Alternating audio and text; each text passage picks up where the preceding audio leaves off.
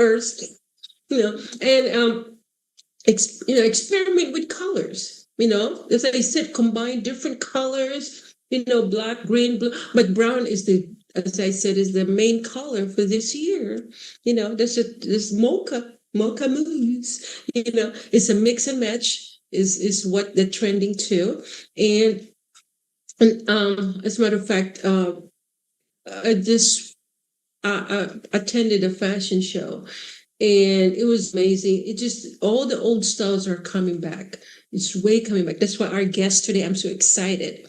And then, so I'm surprised too that, well, I'll reveal it to you later because I'm just so excited. Okay, now, after the fashion, let's talk about this girl.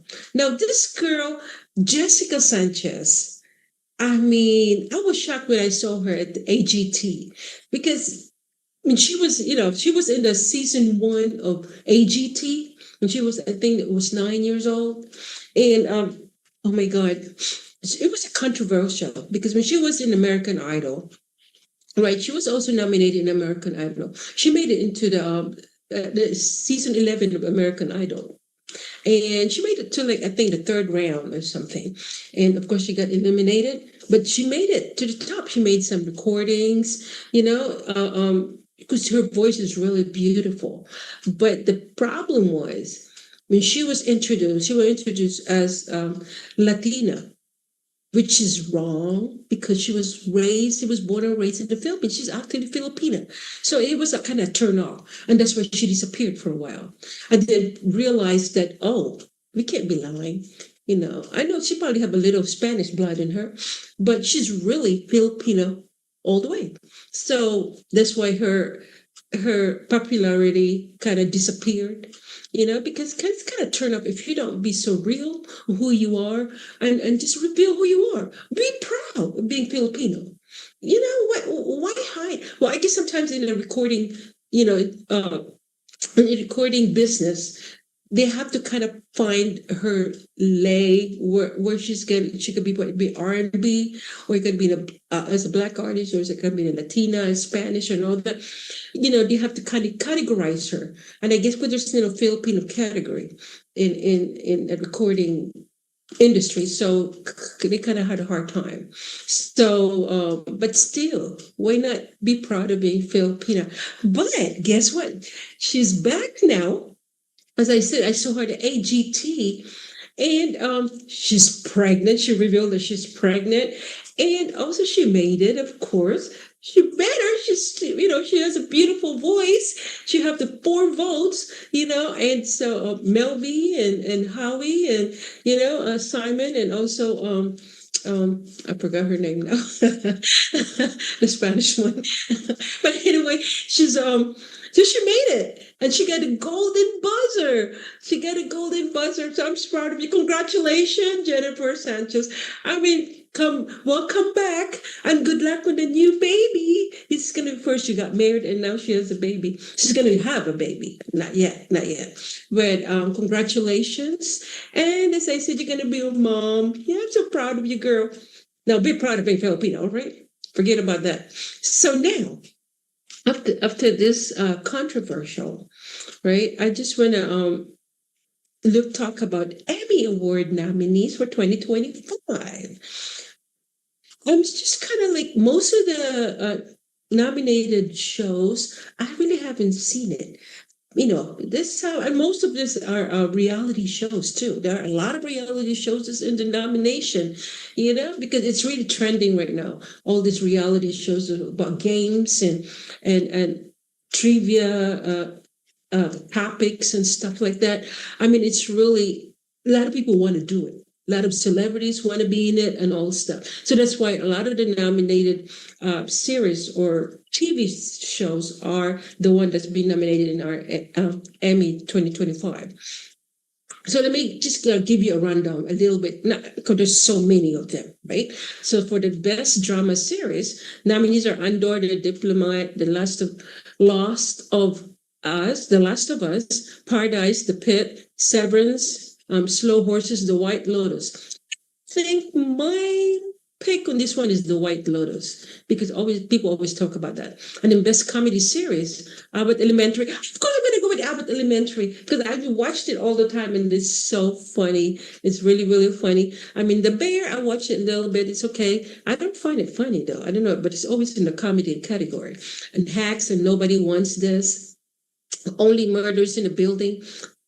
Yeah, yeah. It's more a mystery than a funny thing. Shrinking, The Studio, What We Do in the Shadows. See, all of those shows I haven't seen. I'm going to start watching them. See, how can they be so funny? You know, I can vouch on the Abbott Elementary, but I can vouch on the other ones. But okay, now the best limited anthology series. I'm not too interested about that. You know, the best.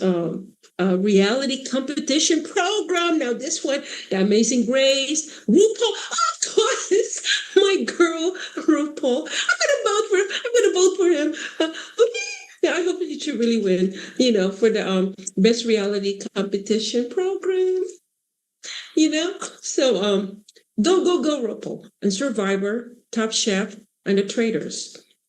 Yeah, whatever. You know, stock series, The Daily Show, Jimmy Kimmel, and The Late Show with Stephen Colbert. Now, I like The Late Show with Stephen Colbert and Jimmy Kimmel. So, The Daily Show, I watch it once in a while. But those are my two favorites. So I don't know. I'm kind of like, you know, oh, my heart. I might have to go with Jimmy Kimmel.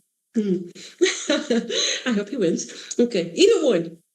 Okay, the best scripted variety series, which is Last Week Tonight with John Oliver. And Saturday Night Live. Of course, I'm going with Saturday Night Live. Come on, you guys. It's got to be Saturday Night Live. All right. And the best actor, I don't know any of these people. Nos Weil, Adam Scott, Pedro Pascal. Oh, Pedro Pascal now. He's amazing. I might go with Pedro Pascal. You know, Gary Oldman and Sterling Brown. Maybe I'll go. I'll go with Pedro Pascal. He's really and the best actress in the drama series, Kathy Bates. Of course, I go with Kathy Bates. You know, she's been around since 19 forgotten. She's over that age. She deserved to have those awards, right? Sharon Horgan, Britt Lower, Bella Ramsey. Ooh, Ramsey. Wait a minute. And Carrie Russell. I'm going to ask her if we're related. Maybe, you never know. You know, best supporting actor in drama series, Zach Cherry Walton Goggins, Jason Isaacs, James, might have to go with Jason Isaacs. He's pretty good. John Torturo, Trinell Tillman, and Sam Rockwell. Oh, and James Marsden. So I might have to go with Jason Isaacs, The White Lotus. I think he's really, really amazing. Now let's move on. And then now let's talk about also the best guest actress. Yeah, we'll pass that one. And then best actor in comedy series. Now let me see the best actor in comedy series. Adam Brody, Seth Rogen, and Jason Segel, and Martin Short. I might have to go with Martin Short because he's been around for a long time. And Jeremy Allen White. Yeah, I might have to go with Martin. I hope he gets it. They said he's very, very funny. And the best actress in comedy series, Uzo Aduba. I think she won that before. I might be wrong. And then Quinta Brunson, of course, with Abbott Elementary. I think she won it last year or the other year. But she can win it again. Okay, Jean Smart with Hacks. She's very funny too. And Ayo Ediberry with the Bear. I think she won that one too. Okay, now let's go and move on. And of course, the best guest actress, well, yeah. And then the best supporting actor in limited or anthology series or movie, Javier Bardem, Bill Camp, Owen Cooper, Rob Delaney, Peter Sarsgaard, Ashley Walters. I'll go with Rob Delaney, Dying for Sex. Oh, the title alone.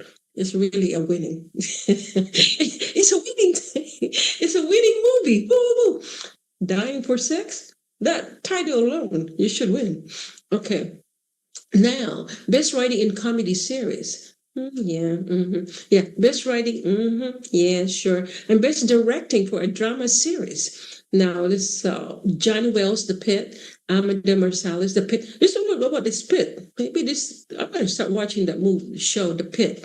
And Janice, Yeah, I hope I pronounce it right with my Visayan one, the Pip. I hope I'm just not the Pip, like Brad Pitt. Okay, Jessica Lee and Ben Stiller. I'm gonna have to go with Ben Stiller. Severance. He directed that movie. So there you go, you guys. The Emmy nomination for 2025. So watch it. It's gonna be coming soon. I think it's gonna come in August. All right. So we're gonna keep going. We can. I'm gonna tell you more about it now. Unfortunately, we have to go to the sad part of our chica chica because one of the American Idol executive producers, Robin Kay, and her husband got killed, got shot, got murdered last week, actually this week. And unfortunately, at the Encino home.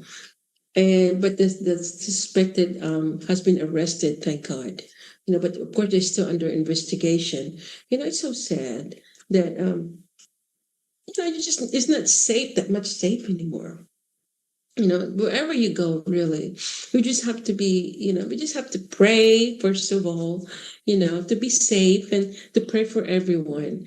He's actually only at 22 years old, the one that killed him. And they're still wondering why he murdered them.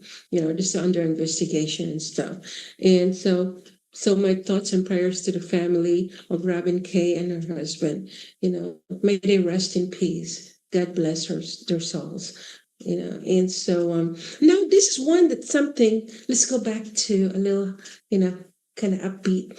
Okay, I don't know if you heard the word ick. Ick is it's famous right now. The ick factor. I don't know about these young people. Maybe be coming up with new words and stuff. An ick factor is like something that you kind of like, ooh, instead of saying ooh, they kind of it's something that it's a sudden, intense, and usually an unexplainable turnoff. So I wonder if you ever had an ick factor in your life. So I'm going to ask you guys that question, and I hope you're going to respond and give me some comments about what's your ick factor from your family, from your friends, or what happened to your life that made you say it's part of your ick factor. Okay, share that with me. Excuse me. And then I'm going to share with you what I have, my act factor. All right. So that's what I chica for this episode, because I can't wait to introduce to you my first guest. So before I introduce him, so let's take a little break. So see you later.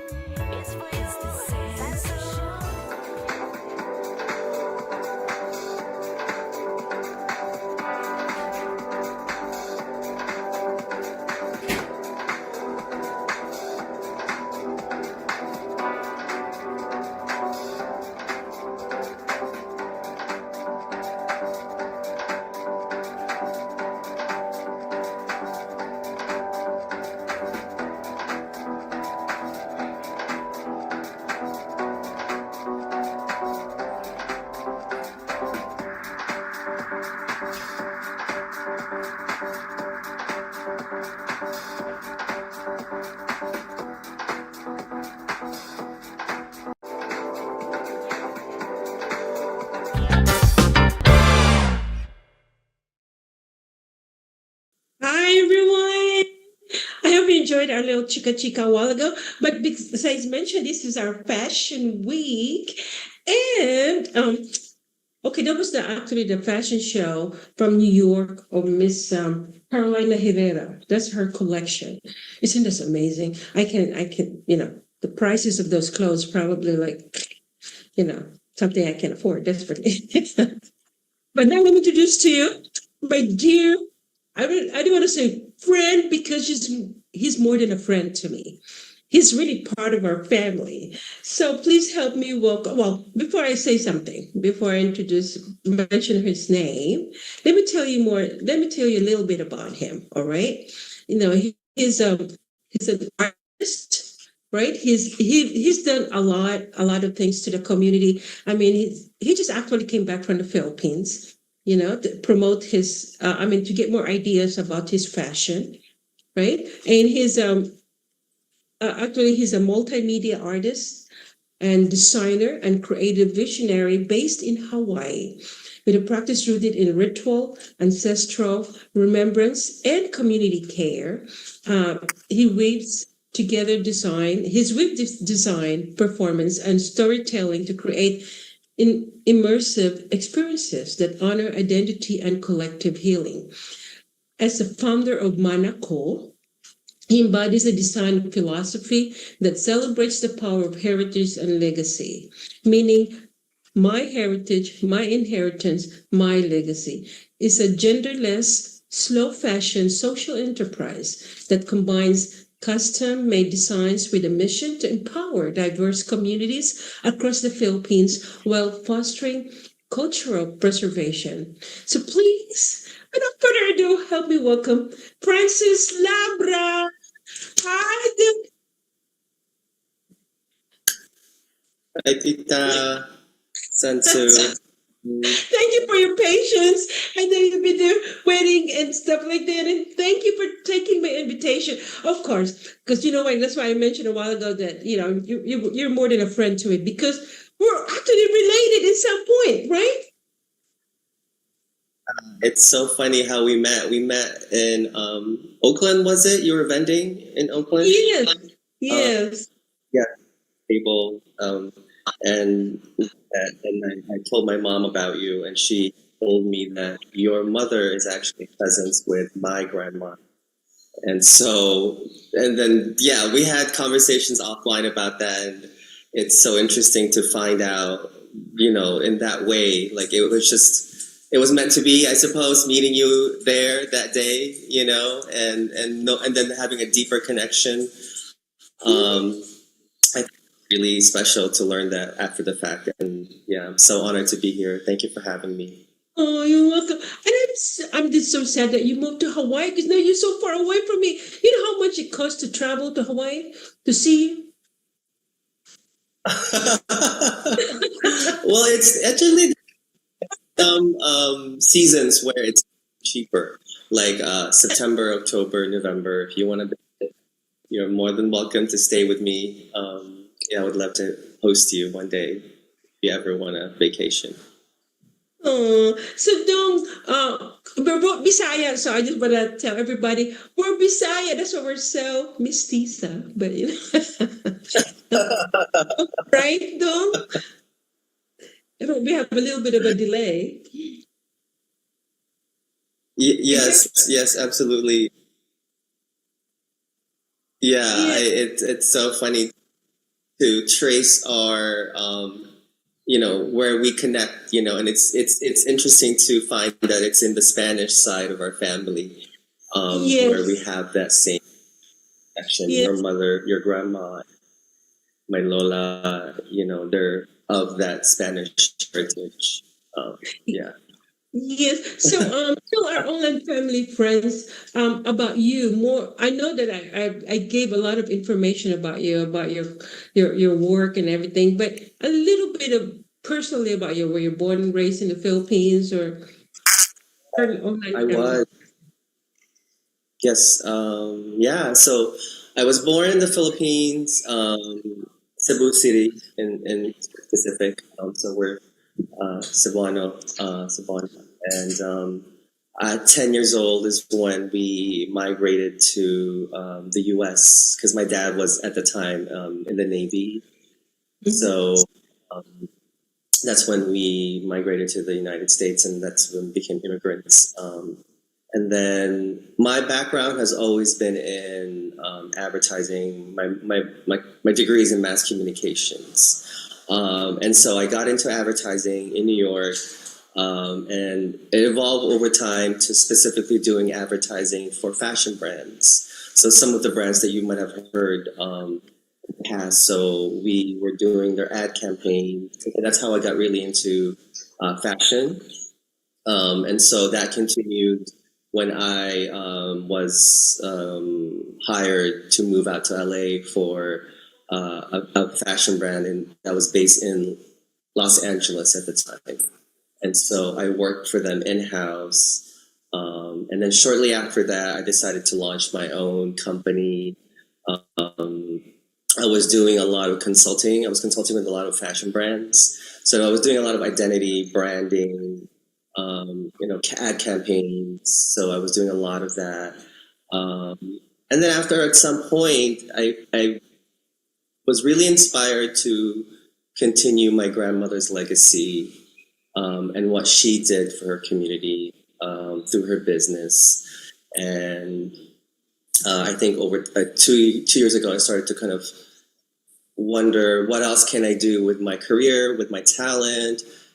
How can I really help forward our culture, and our artistry, because I believe so much that Filipino art and culture is so rich, and it's so varied. When you go to different parts of the country, you see a different style, and I really wanted to focus and highlight that. So I took a sabbatical from working in my company and decided to travel the Philippines for 2 months, meeting weaving communities. And the theme that I was receiving was that a lot of them felt like they're the last of their kind, because from what they told me, they put their children through school, but they don't go back to learn the ways anymore because they have different. And so the artistry, the weaving communities, it's in danger of disappearing because there's no one else to continue that, you know? Mm-hmm. So I really strongly, as someone who had experience building a brand, I was like, I can do this. I can take what I know to create a brand and build a brand for not just myself, but for my community. To highlight their artistry, to highlight their craftsmanship, to highlight the Filipino work, and that it's worth it. I wanted it to be something that you are proud of to wear. So in meeting with those weaving communities, I decided to launch my own fashion brand that is combining the weaving that you see now, from indigenous communities, the really detailed weaving with a modern way of wearing it. And that also, and I work with an NGO to source the fabric, so that it's done ethically.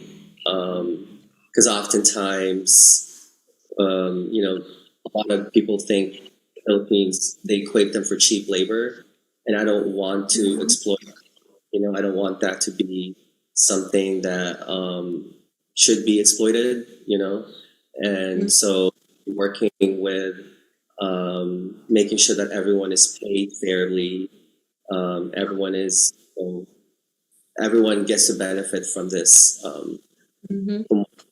So being mindful about it has been quite a challenge. Making sure that production, for every step of production up until what the garment is made, to make sure, do my best to make sure that everyone is treated fairly across the process, Yes.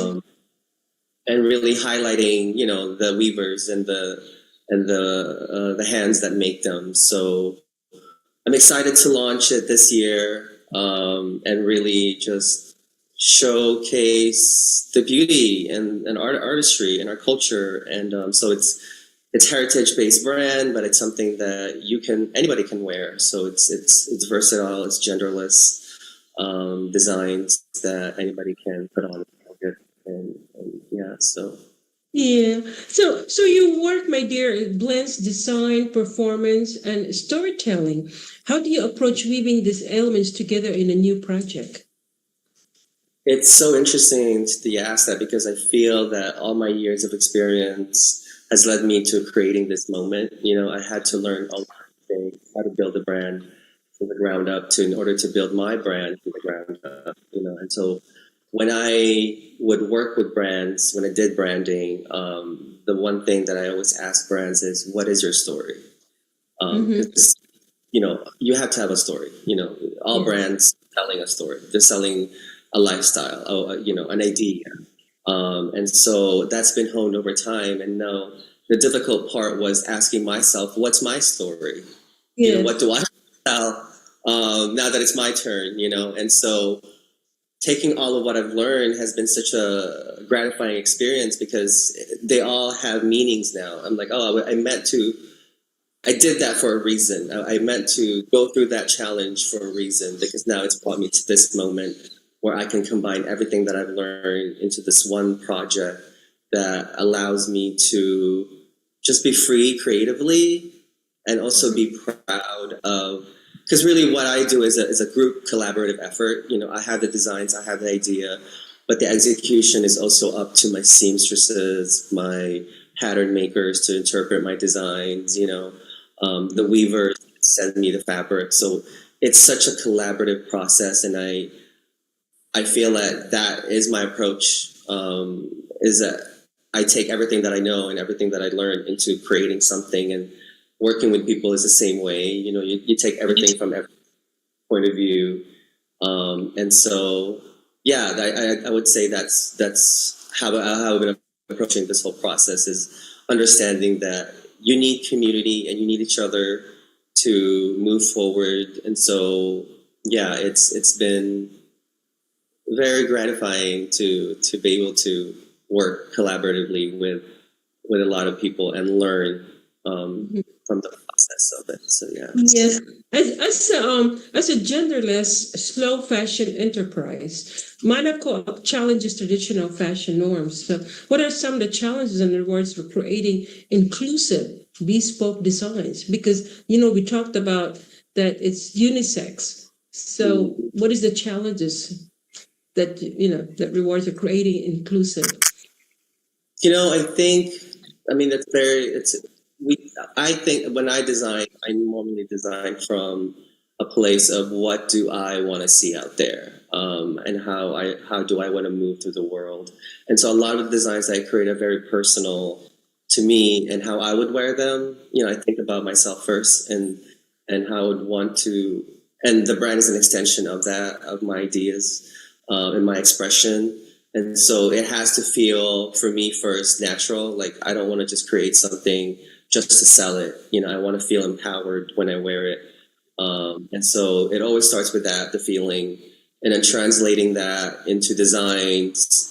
What I've understood in this process is that at the end of the day, gender or clothing doesn't really have a defined gender. We put the meaning behind it. And so seeing the spectrum of people that have seen my designs and have seen the clothes up front, and knowing that it looks good on them as it does on me, a male presenting person, and they're female. And it's like, oh, my design translate through more than just, a specific gender or a specific style, or because I try to create designs that are timeless, that isn't tied to a certain, fad or any of that. So everything is really made custom. So we try to eliminate fast fashion by creating as it's needed. So each capsule collection, it comes out, and then I take a few orders from that, and I make sure that we don't have a lot of overhead when it comes to, because fashion can be very wasteful. Yes. So making sure that everything is made, handmade.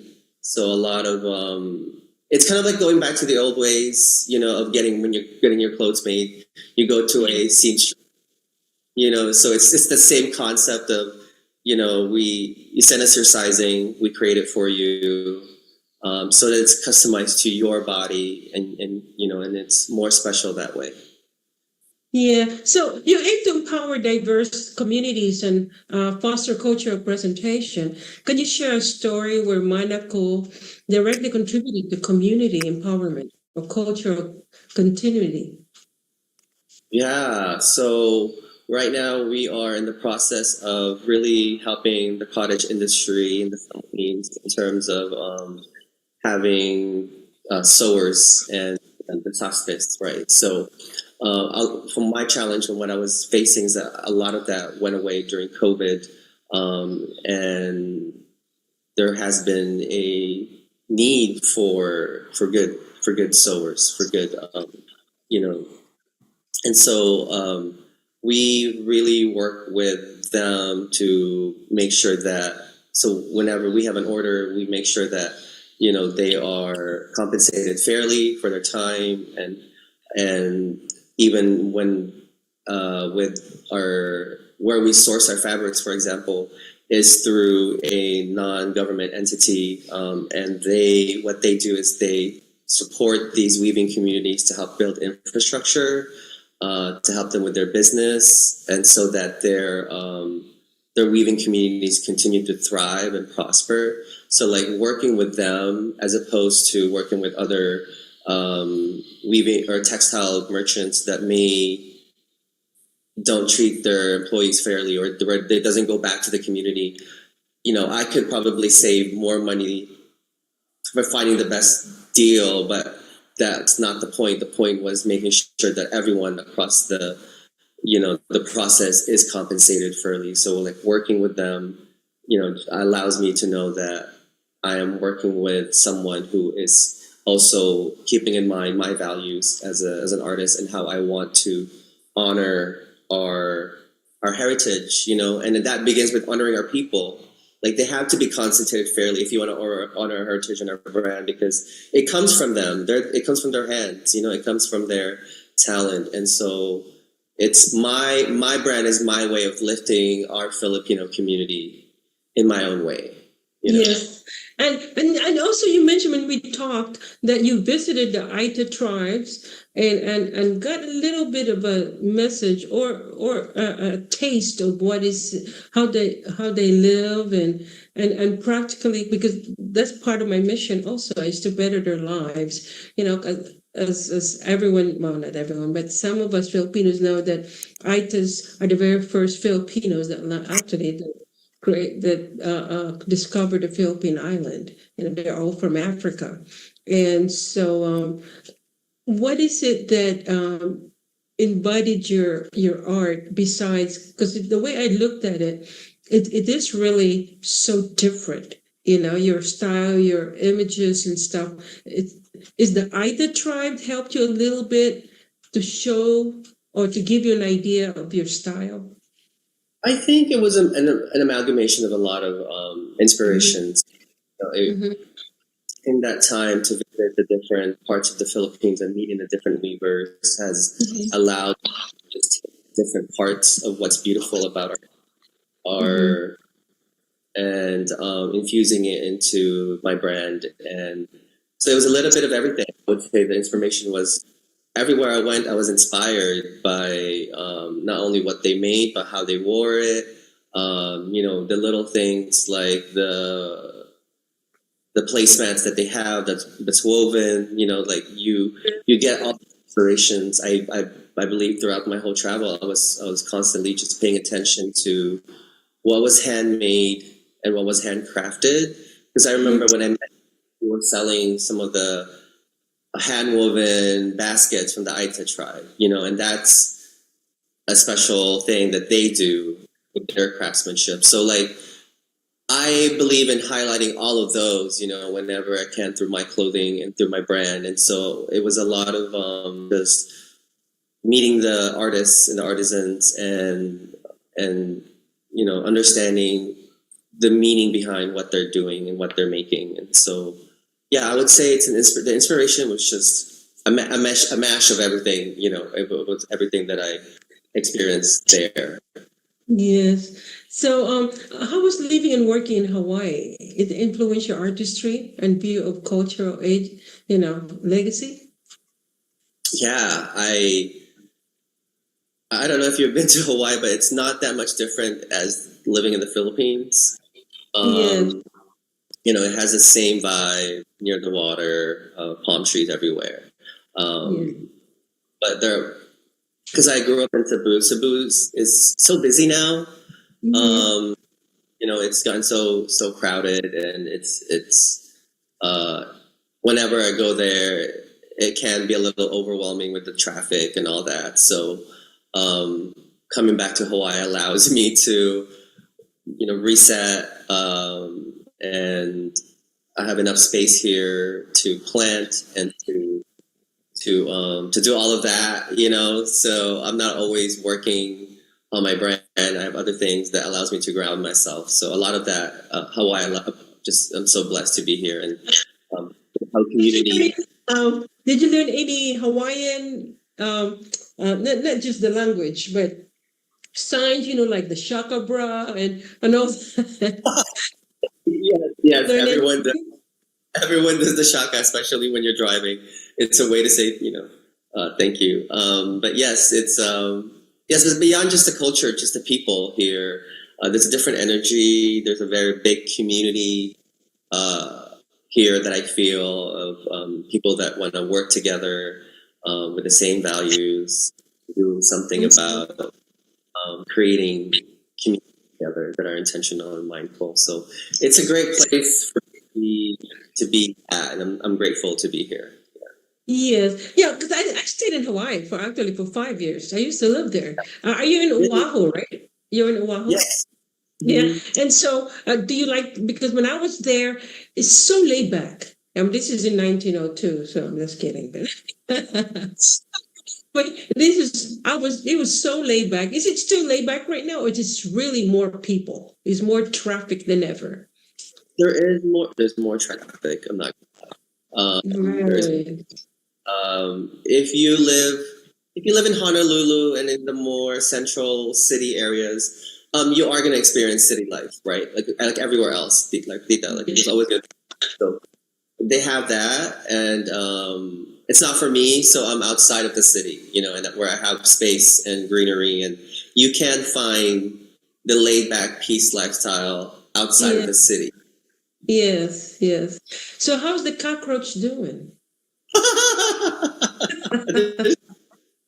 They're still there.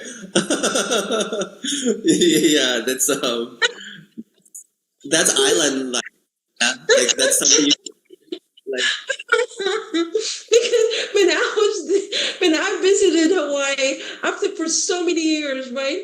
And who welcomed me when I went back? The cockroach at the bathroom, at the airport bathroom. I mean, I asked everybody, it's like, did you see that cockroach in the toilet? And it's like, no. Well, I guess I was the only one that they welcomed. He said, welcome, Sensu. It's been a long time, girl. But I think because as you said, it's a tropical place. It has everything. It's like the Philippines. So, what advice would you offer to emerging artists or designers who wish to incorporate heritage and community care in their own practice? I would say be intentional about your approach. Really understand why you're doing what you're doing, Mm-hmm. um, and it always goes back to um, is it bigger than me? Is this project bigger than me? How is this going to affect other people? How is this going to make everything better around me? And so I think understanding that, knowing your why, and knowing why you do what you do, and how is this going to lead back to community, it always, for me at least, has been such a good guide for me. Whenever I do something, I always think about now moving forward, how is this not only serving me, but how is it serving my community? Mm-hmm. Because in our the world that we live in now, and the politics and all, it's been a lot of division that we see. Yeah. And what I love about our Filipino culture is that we're so centered around community, that wherever we end up in the world, we'll always find other Filipinos, even in the most remote parts of the world. There's always like a sense of community where they find each other. And as someone who grew up in the military, was always constantly moving, that was something I experienced too. Whenever my parents would move to somewhere new, is that they would always find their Filipino community. Mm-hmm. Um, so, especially for a young designer, a young artist, like really about finding your community and who will help uplift you and each other in the process. Yes. Because you need that. You need people that support each other, and yeah. So that's great. Yeah, and first of all, also be innovative, and just like you, be different. Be original. because there's so many designers out there, so many artists out there, and to combine like what you did, it's just it's not an easy task, you know. And that was a very good advice because it's a lot of upcoming artists right now. But of course, there's individuality, you know, and your design. And I never seen it before though. You know, it's totally a different especially when it's a unisex. You know, because normally most designers are this is for a man, this is for a woman, but to combine it and the style that a woman can wear, whatever a man can wear too, that's originality right there, and that's I'm so proud of you, and of course Oh, being related to English. you know, and the way you carry yourself, you know, the way you know, how you care about presentation and how you present yourself to the world. And you put a lot of effort, and I think there's a lot of power in that, and how we Yeah. choose to how we want to show up, you know. And my clothing is just something that I feel that is going to add to it, you know, and enhance what you feel inside. Because when it boils down to it, a lot of these weaving, you know, we talked about it. It's like the women who make them, some of the designs come to them in their dreams, you know, and they translate that through weaving, you know. And so to know that that piece of clothing that they made that takes weeks sometimes to create, you know, to know that they put their protection on it, you know, is something that you wear and also in some ways protects you, you know. So it's being mindful of how we show up, and I'm really proud of what we're creating. So yeah, thank you so much. Oh, you're welcome. As I said, I'm so proud of you. I mean, you know, you are a Ramsey. I mean, it runs in. And your mom, I mean, like, yeah, it's just how fashionable your mom was. What a trailblazer. You know, Elizabeth Ramsey was back in the day, you know, her fashions and how she, yeah, I mean, she created her own Yeah, lane. You know, yes, first, you know, definitely. You know, person to that's why that she's time. the one and only. She was the only one and only queen of rock and roll in the Philippines because she just want to be original. You know, she want to be different and she want to be accepted. You know, and when you see Elizabeth Ramsey on the street, you can tell that she don't dress up. You know, like oh, okay, I'm gonna wear just shorts. No, she always makes sure that she represents herself with power and with you know being not just casual, but being present herself with style, with class.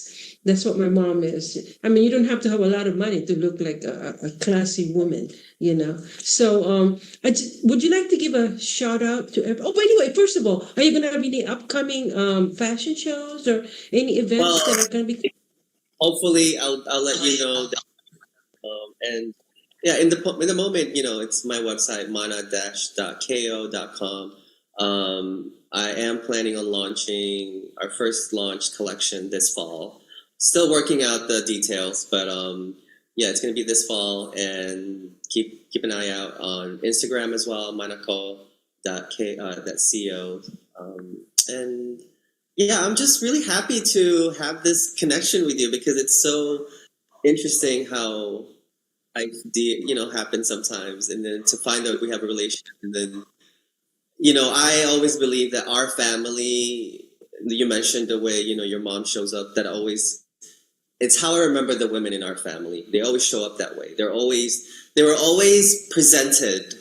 They always Yes. presented to the world. You know, they always look good. They just and I think that I could see that in how you present yourself and how I show up is that we understand that there's power in how you look, you know, and how you present yourself, and I think that's really special to see, you know, our how we move that way, and obviously seeing you, it's just like, oh yeah, I definitely you're Ramsey, you know, it runs in our family. Arte, Thank my you. arte, arte, di ba? Is that right, Tita? Arte? My arte. What's arte in English? And how would you translate as arte? Like if you have arte, it's like art. when you say arte, but what is arte? You know, like it's Maarte? like maarte. You know, no, you're maarte because you always look extra. Is that extra? I guess you would call someone extra. Shinabo. Arte. But no, would you like to give a shout out before we go? Would you like to say something for our mga kababayan natin dyan? You know, everyone that's watching, your mom or anyone, would you like to say something? My mom and dad, my relatives in the Philippines who helped me, my aunts and uncles who have been, you know, they were such an integral part of getting this up and running because they really believed in me. And so thank you to my family, my friends, my partner. Yeah, it's been such a great ride, and I can't wait for you guys to follow me along on my journey. And thank you so much, Tita, for this opportunity. It's such great to talk to you and connect. And yeah, it's such a beautiful thing to be like, oh, we're related. Like, how cool is that? Thank Thank you. you so, Francis. Dodong ka kay Bisaya man ta. So, thank you, Francis. And I'll be praying for you because I know you're going to be successful. You're going to be up there in the New York fashion with Michael Kors and what was the mention that I mentioned a while ago? Carolina Herrera and all those, because I can't wait for your fashion show in fall. And I know it's going to happen. And if Thank I you. could be one of the models, why not? Hey, an exclusive brand. You know, everyone is allowed. Everyone is welcome to model. Like that's what I love about that. I mean, it comes in different sizes. I'm size whatever. We'll talk. We'll talk. Thank Thank you, you man. so much. Thank you. God bless you, and hope to see you soon. All right, keep in touch. Love you. Bye. Bye.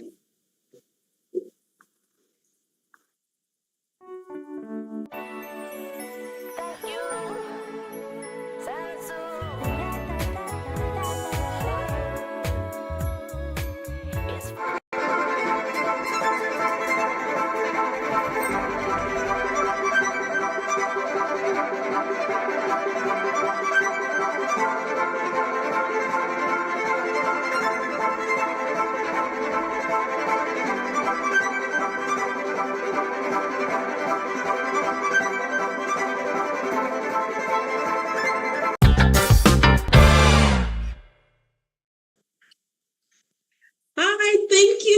I hope you enjoyed my conversation with my family member. I'm so proud of him, Francis Labra. Yeah, it is Labra. It's a Spanish last name, and oh my God, it was so coincidence as he mentioned that we met in Oakland. And it was a festival, and so it was a long time ago. And we connected again. And as I said, I'm so sad that he moved to Hawaii. But one of these days I'm going to see him. But this time, the video that you just watched, there was Michael Kors collection, summer collection 2025. My God, they're amazing. And as I said, if you can afford it, go for it because they're really beautiful dresses. But as I said, you don't have to get them, but you can just get the style and make it your own. You don't have to be, whatever collection he has because they're really expensive. Okay, now this time I showed a video last week, right? And it's about this an animal that was floating around in the water where we were crabbing with my friends Jules and Neil and of course my boo Dennis and some people. Oh, that's Dina was there too. Dina Finney. And so we were going crabbing and we saw this thing floating in the water. We were in a Puget Sound, I think Puget Sound ocean. And so, and a lot of you, guess it. And I received nearly 100 comments. Did I comments, yeah, in response to the animal video. And I previewed last week. So many of you guessed correctly, but some of you thought it was a beaver, while others suggested it was a seal. However, 60% of you got it right. He was an otter. He was an otter, and he's so cute. I mean, he was just swimming around because otter can swim. It's a very they're very oh my god, I can't pronounce this word. Charismatic. There you go. Otters are very charismatic. They're the largest members of the weasel family.